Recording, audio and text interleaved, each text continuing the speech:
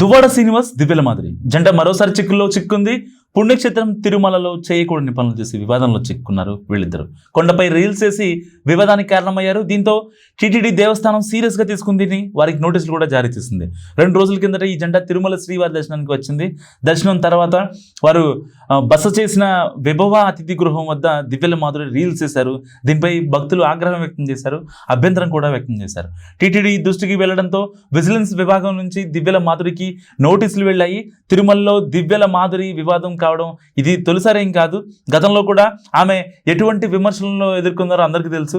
2024 అక్టోబర్లో తిరుమాడ వీధుల్లో ఆమె రీల్స్ చేశారు. దీనిపై టీటీడీ అధికారులు కూడా ఆగ్రహం వ్యక్తం చేశారు. పోలీసులకు ఫిర్యాదు చేయడంతో కేసు నమోదైంది.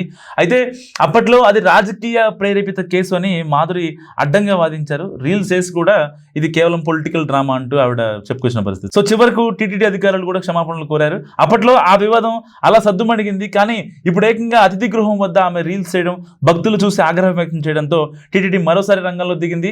విజిలెన్స్ విభాగం నోటీసులు కూడా ఇచ్చింది. దీనిపై మాధురి ఎలాంటి సమాధానం చెప్తారో చూడాలి. అయితే దువ్వాడ శ్రీనివాస్ ఇంకా మాధురి జంట ఇప్పుడు టెక్స్టైల్ రంగంలో అడుగెట్టింది. చాలా గట్టిగా దూసుకెళ్తున్నారు బిజినెస్ పరంగా. హైదరాబాద్లో వకులా సిల్క్స్ పేరిట భారీ వస్తు దుకాణం కూడా ఏర్పాటు చేశారు. అయితే దానికి సొంతంగానే ప్రచారం చేసుకుంటున్నారు దివ్యల మాధురి.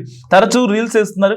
అక్కడ పనిచేస్తున్న సిబ్బందితో కలిసి చేసిన రీల్ ఒకటి ఇప్పుడు సోషల్ మీడియాలో విపరీతంగా వైరల్ అవుతుంది. మరోవైపు ఇటీవల ఈ జంట ఓ ఫంక్షన్లో చేసిన హడావుడి అంతా ఇంత కాదు, పాత పాటలకు డ్యాన్స్ చేస్తూ ఆకట్టుకుంటుంది ఈ జంట. అయితే ఎక్కడకు వెళ్ళినా రీల్స్ చేసే అలవాటు దివ్యల మాధురికి ఉంది కాబట్టి అదే అలవాటుతో తిరుమల కొండపై కూడా రీల్స్ చేసి ఇప్పుడు చిక్కులో పడింది మాధురి. దివ్యల మాధురి నెక్స్ట్ స్టెప్ ఏంటని మీరు అనుకుంటున్నారో కామెంట్ రూపంలో చెప్పండి.